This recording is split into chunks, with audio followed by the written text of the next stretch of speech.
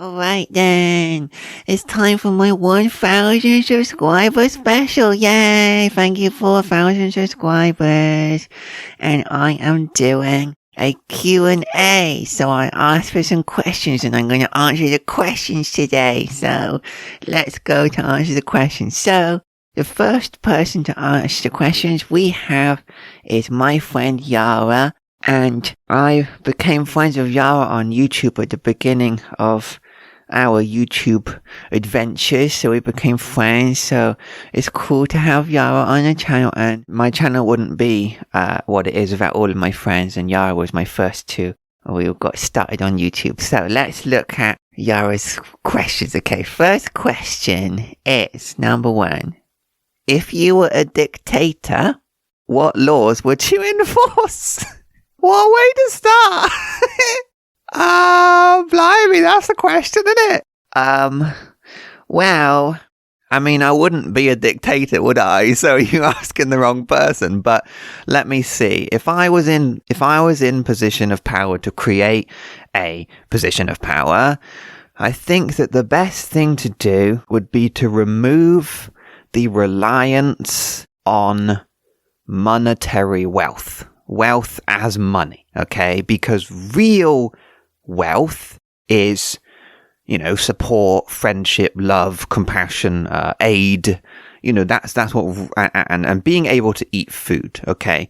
But we have, society, the world that we live in currently has created a type of wealth that we have to use to exchange to gain access to real wealth, which is unfortunate. So what I'd probably do, and I don't know how to do this because, I don't know how to do this, but basically I would try to create a society whereby it doesn't rely on monetary wealth. Basically, it doesn't have an economy, and people are supported based on their own usage cases and their own abilities and their own disabilities and that kind of thing. And people would hopefully be able to go to do the things that they would like to do that would also be aidful to other people and to produce wealth as a human asset more than just pieces of paper around, because we get a lot of people who have a lot of wealth hold on to a lot of wealth because they like to have a lot of it, and so the distribution of wealth is not, and therefore the people who don't have a lot of wealth are kept in a position where they cannot access more monetary wealth. They cannot access it. They haven't got the position of health or any of the things that they would need. So that is my answer. Is that a fair enough answer? Okay, let's look at the next question. Okay, next question. Are you a cat or dog person? Well, to be honest, neither. I am neither a cat or dog person. I don't really like pets at all. They don't really, I don't know, it doesn't really fit with me. If I had to choose, I would probably choose cat, because I feel like dogs always rush up and get in my face or something like that. I'm not sure I could be dealing with that, but I feel like a cat would be kind of happy to sit there, mostly. So if I had to choose, I'd choose cat, but the answer is neither, really. Next question. What is your favorite movie or TV series? Okay. Funny, I haven't actually watched any movies for a long, long time. I haven't watched movies for years and stuff like that. I used to say my favorite movie is The Man Who Would Be King. It is Sean Connery and Michael Caine. It's based on a Rudyard Kipling story. I used to say that was my favorite movie, and I guess it's my favorite movie, so I recommend you go watch that because I like that.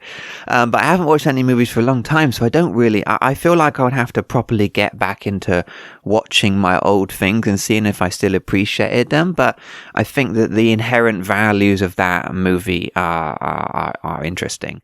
As my favorite TV series, I don't really know. I don't really have a favorite TV series, but I will go ahead and recommend The Prisoner, which is a crazy TV show. Okay, so I mean, The Prisoner isn't my favorite TV show, but it is the greatest TV show, right? So if you haven't seen that, I recommend you give that a go, because it was ahead of its time, and it does things in the genre of television that I feel that is only really happening now in modern television and on things like Netflix, whereas because Netflix is all streamed and done online, they're able to produce television shows with more outside of the box elements to them. And I feel that The Prisoner was doing this that many years ago. So yeah, I do recommend that. So I like that, I guess. Next question. If you could live in a video game, which one would you live in and why? That's a good question. It depends. Would I still be me, or would I have the inherent properties of the game, right? Because like if I was like Mario, I could jump really high and go down pipes and stuff like that. Like would I inherit Mario's properties? Because he's basically invincible, isn't he, Mario? Right? But I'm not sure I'd still want to be Mario, because he still burns his bum and he still gets sucked into black holes and things, right? I'm not sure that I'd actually enjoy that experience. Let's just say that I'm still going to be me, and what would be a suitable video game for me to live in? I mean, probably just Pokemon, because Pokemon's basically the same world that we live in, but with Pokemon. Who's not going to say everybody wants a Pokemon? And I can go and live in Verdanturf Town, which is where Wally goes to get better when he's sick because the air's fresh. I can go and live there, and I can have a Chansey to make me better. I'll have a Chansey come and make me better, right? And then on top of that, I can have all the Pokemon as well, and you can come visit me, and I can still be a YouTuber, whatever the equivalent of that is in Pokemon. You don't have to be a trainer. You don't have to go and beat up Team Rocket and stuff. So yeah, probably that. Probably I'd live there and that sort of thing. And final question is, what is the meaning of life? What is the meaning of life? Well, I mean, how long have you got? How long is this video going to be, right? Well, oh god, here we go. I mean, before I've talked about the process of one continuous organism, and if we talk about humans as one continuous organism, okay, so we are observing each individual human unit as an individually divided unit, but the concept of humans as one continuous organism. If you remove a human from the universe, I don't mean kill them, okay, because birth and death is a natural process. I mean literally remove it as it was there and then it isn't. The whole universe will fall apart. And I know that sounds a bit silly but that's because we're thinking of it from the perspective of birth and death. But it isn't birth and death. It's literally removing that entire person. The process by which we experience ourselves is reliant on all of other selves to enable that process to continue, and therefore the same thing happens outwardly to do with trees and the sun and that kind of thing, because the sun shines on the trees and then we eat fruit off the trees and all this sort of thing, and we power our houses and we have water power and just all these sort of things. We need water to survive. And so I would say that expanding that outwards and outwards and outwards would just go on and out and out. So if we take, the sun and then we go out to our solar system and our galaxy and so on, if one person enables itself by the use of another self, then one galaxy would probably enable itself by the use of another galaxy, right? I mean, I guess that would be a sensible conclusion. So you kind of zoom out. The further you zoom out of that, the more and more you're just going to get a piece of resplendent light, aren't you? So yeah, I guess that's that. I mean, is that the meaning of life? Well, it sure is a way to pass the time, isn't it? Another discussion on that would be perhaps if we think of a piano concerto and we think of all of the notes that are required to produce that piece of music. If we think of us as an individual person, that would be thinking of an individual note on the piano. Now, when you press one note on the piano, it sounds nice, okay? It has its own inherent niceness to it, and it has its own inherent quality to it. But that note, you press it, and then it is gone, and that is it. Now, you can combine those notes into chords, several notes at a time that sound nice together. And in a way, I guess that's a bit like having, your friends and your family, Now, when you combine all of that together, you get the entire piece of music. And if you took out different notes and different pieces, it would be a different piece of music, and it wouldn't be right It wouldn't be right for that piece that you're playing. You'd have to change to a different piece. It wouldn't be right for that continuous piece. And also the necessity of having to have the pauses between the notes as well in order to produce the entirety of the thing. So I guess that's my answer to the question. Is that okay? How long have we got left on the video now? Okay. All right. Well, thank you, Yara. Thank you for your questions. Okay, so the next questions are from Aaron Hinnicky. Thank you for your kind comments on my channel.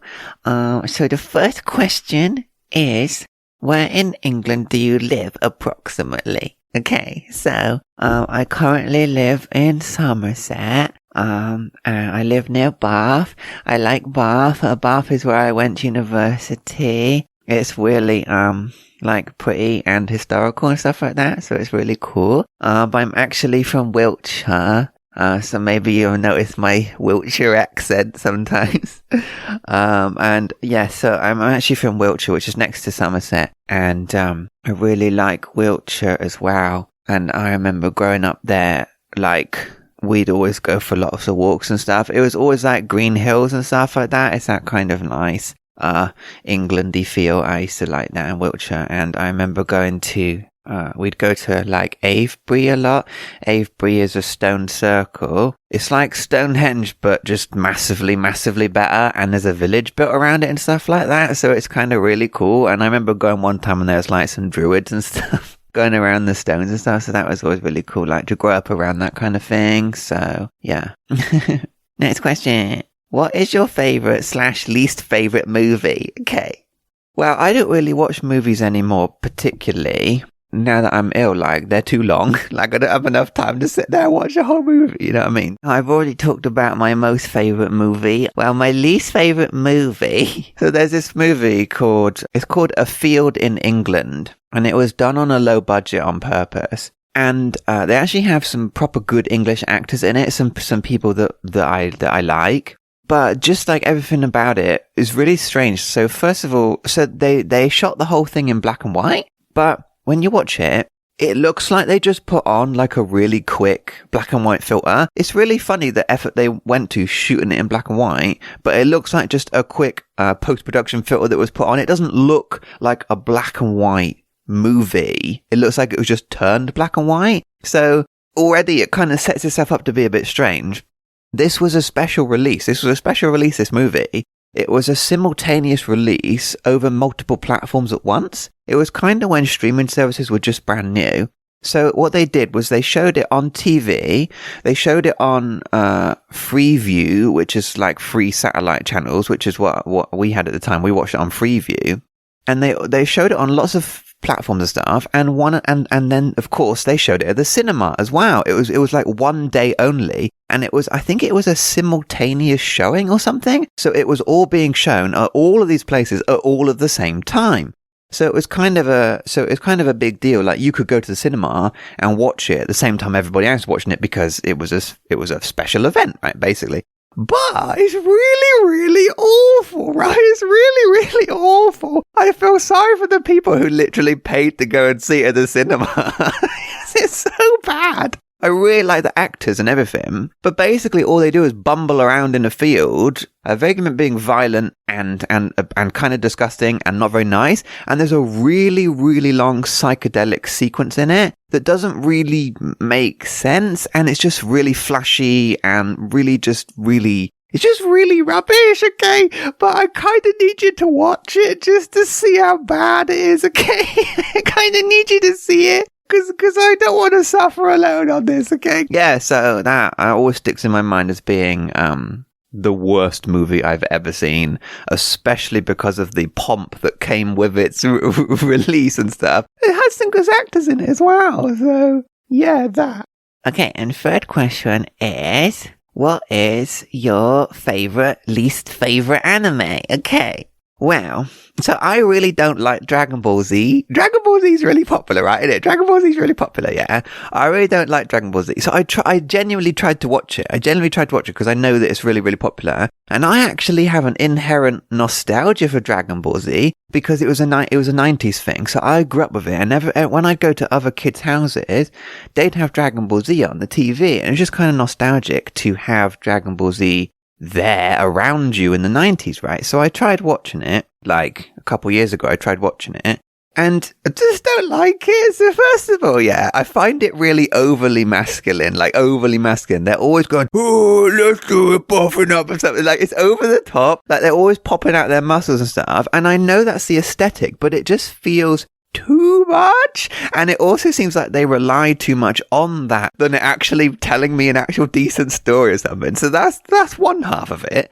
The other half of it is that basically nothing happens and they waste episode after episode. I watched the Dragon Ball Z Kai, which is the cut down version. It's the, get to the point version, basically. Because the original Dragon Ball Z famously had filler episode after filler episode because they didn't want to catch up to the manga at the time, right? So Dragon Ball Z Kai is just cut down to what the manga should be. But even then it was so boring. I don't know if I'm just a minority in this, but it's really boring because they'd be like, for example, it'd be something like, he's going to come back in a minute. Oh, he's going to smash you. He's going to beat you up. Oh, it's going to happen. Oh, he's going to come beat you up. And then they do that for 3 or 4 episodes. They drag it out. Oh, he's any minute now. He's coming any minute now. And then you'd watch the whole episode and nothing had happened. They were going to punch each other, but then they didn't end up punching each other. And then they punch each other 4 episodes later. And then it's over really, really quickly and just kind of wasted time. So I did try. Honestly, I did try. But, yeah. So I don't like Dragon Ball Z.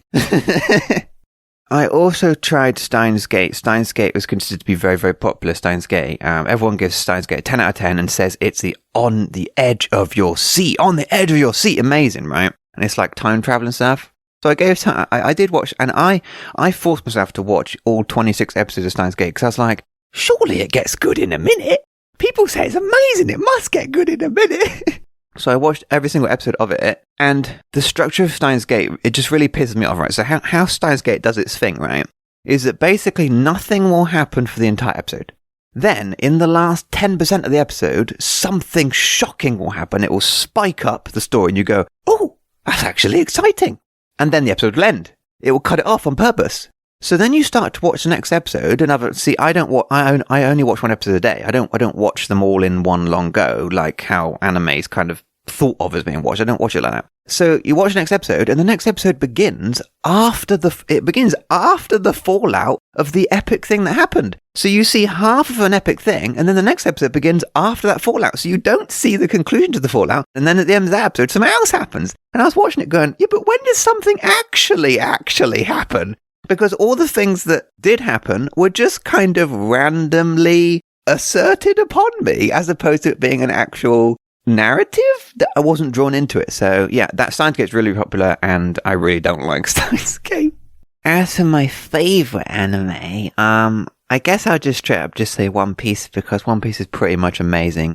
One Piece is the alternative to Dragon Ball Z, because One Piece was again around in the 90s, and One Piece is not really talked about in favour of Dragon Ball Z. Dragon Ball Z is much more popular over here and in America than One Piece is. But One Piece is just continuously amazing. Every single storyline, he tries to put an emotional meaning behind it. There is one thing that annoys me about One Piece, is that characters will absolutely die and then randomly say, oh, I didn't die, and then they'll just be there again. So it kind of pisses me off when it's like, it tries to set up an emotional reaction to a character dying, and then they're just there later on, 20 episodes later, every single time, and it kind of wears itself a bit thin for that. But overall, storytelling and characterization, really, really, really like One Piece. My other favourite anime is Hunter x Hunter. I really, really like Hunter x Hunter, but there is a problem with Hunter x Hunter, and I have found... See, when I first watched it, I gave it like 11 out of 10. It's like 11 out of 10. First series, 11 out of 10, okay? Every series of Hunter x Hunter I watch, it drops down a notch, right? And I haven't quite finished it. I'm on the penultimate arc of Hunter x Hunter, the Chimera Ant arc. And the pacing that was there in the first series that made me love it is just not there. It's really weird that in the first series I loved it because barely anything was explained, and it was all done in the look of the character's eye and the emotion and the movement of the characters on the screen without words. Whereas in the Chimera Ant arc, which I'm on now, there's literally a narrator telling you what people are thinking, and it just reduces that enjoyment for me a lot. And my favorite character from the beginning is not in the latter parts of it, for reasons that I won't go into. And that also really lets it down, because he's my absolute favorite. He's probably my favorite anime character of all time. So I really, really, really, really do like it. but it kind of hurts me that it isn't what I wish that it was when I first started it. And it's funny, I know that I'm in the minority of that because a lot of people have watched the Chimera Ant arc and they say it's the best arc in any anime they've ever seen. Because it's good for me, completely not. So anyway, so yeah, that's a lot of stuff. Okay, thank you for your questions. Thank you for your comments on my channel, okay? Okay, so the next questions are from my mum and dad. Yay! Okay, so we'll start with my mum's questions. Okay, question 1. Who would you like to have a cup of tea with? I'm going to say you with my mum. I'd like to have a cup of tea with my mum. So basically, I'm separated from my family because of my illness. I don't get to see them very much. So, my family. I have a cup of tea with my family. It's my aunts. Am I supposed to say someone famous or something? I'll just be happy with that. Okay, next question. What place of interest would you most like to visit if you could? Okay, it's a good question. I don't know really. So we have this thing called the National Trust, and the National Trust is like country parks and country houses and stuff like that, or like castles and stuff. I like looking in the National Trust books, like a little catalogue, and it shows you all the cool places you can visit. And it's cool to get a National Trust card because then you can go around to all the places because you only pay once for this card thing. Especially because I'm disabled, I'll get like a discount or something as well. I guess I'd like to just go to the National Trust because I used to like going to National Trust, but I can't really go out anymore. But I'd like to go to those places because they're really interesting and nice and peaceful places and stuff. And they're all really different and interesting. All right, next question. Which holiday do you remember as a boy and why does that memory stay with you? Okay. Well, I basically remember all things in all time.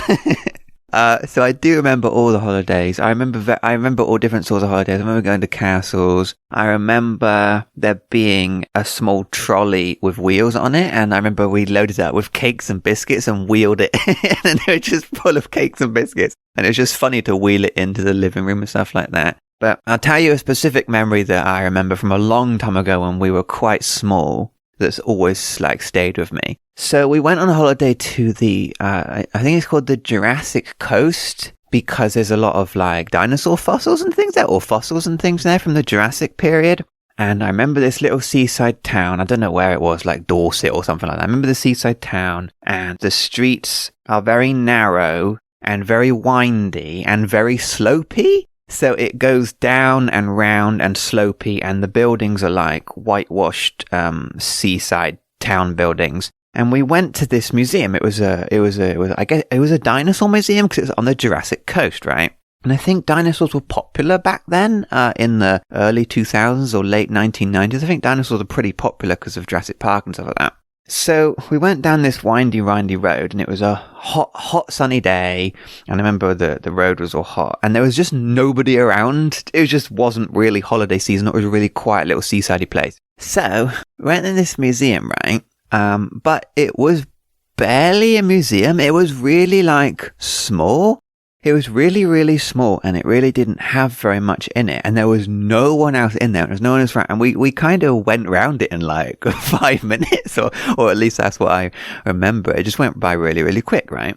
And then at the end, we went into this room or something. So basically, so the museum attendant was there, and there was no one else there. And we went into this room, and I was only little, so this room seemed massive because there was nothing in this room. I don't know if they were renovating or what. So we didn't do much in the museum. So this museum attendant, he seemed to be the only one there, and he took us aside, me and my sister and my mum and my dad. He took us aside, and he went and got an ice cream tub, a big ice cream tub just full of random rocks, just this big tub full of rocks, right? And he put it on the floor. And so me and my sister were sat on the floor, and he said to us, he was talking to us, he said, you go and choose a rock from this bucket, right? This wasn't anything, I don't know why he was just doing this just because he was a nice person, right? So he said, choose a rock out of this thing. And they just saw random lumps of rock, a load of rubbish, right? So we both chose a rock out. And then he said, all right, I'll be back in a minute. And he went to put it in his rock polisher. So he's going to put it in his rock polisher, right? So he went away for ages. We were just sat on the carpet, right? And then he came back and they'd magically transformed, right? Because he knew that these rocks were special rocks and he polished them up. So I got a piece of lava. It was a fossilized piece of lava. So it's like orange and red and brown rock. And my sister got a fossilized piece of grass or something. So it's kind of green and straw-like. And it's really interesting because they just look like random rocks before, but then he polished them up and they were actually these fossilized things. So that memory stays with me because he just randomly did that out of like the goodness of his own heart, basically. He obviously had this rock collection that he was working on himself anyway, but he just said, go on, choose whatever you want. And then he let us have them. And it was just really special for me. And I've never, ever forgotten that that was a thing. And that contrasted with just the sheer emptiness of the seaside town and the emptiness of the museum in general. I just always remember that. I always remember that he, you know, we were kids and he gave us this thing, and it's just really special, like moment, a special memory to me because I always kept that rock and I always have that. Yeah, it was just really cool. It was like a special thing that came out of nothing because it was like the museum was just, oh, okay. But he didn't have to do that, but it was really nice and fun. And I always remember that. And I always think back to that museum and I wonder what's going on. I wonder what he's doing, that sort of thing, you know? Because, yeah, it's a really special thing for me. So, yeah, okay. Now, my dad's question is, do you feel that books as physical objects are important? Like, some book lovers are anti-Kindle, even if the contents is exactly the same. Yeah, it's a good question. Okay. Yes. That's my answer. Yes, I do think that books as physical objects are important. I think that books are more than just the words that they contain.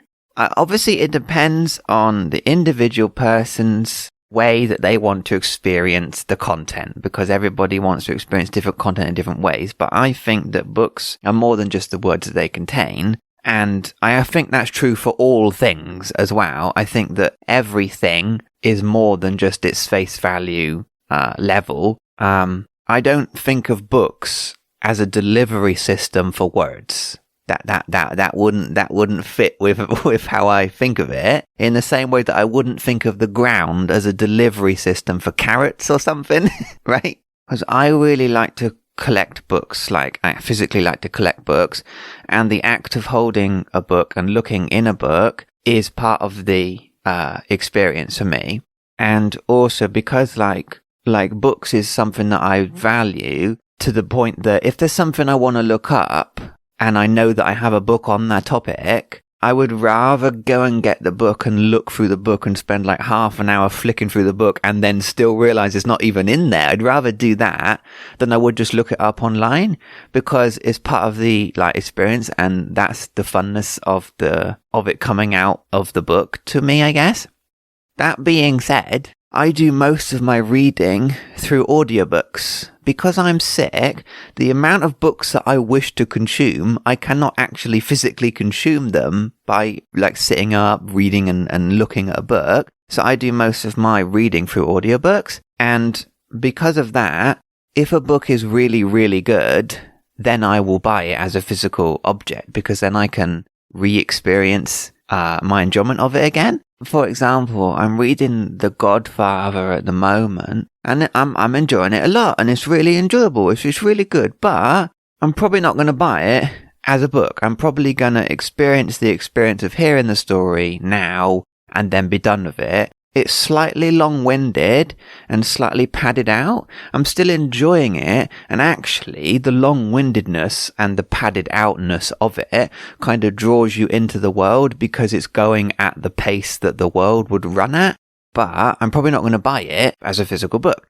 Whereas Watership Down and The Cider House Rules, both of which are very long, very, very long, I bought both of those as a physical object because I can just pick it up and turn to any page and be like, oh yes, I remember this happening, and have a little moment with it. But that's funny because I didn't actually read the physical object from start to finish.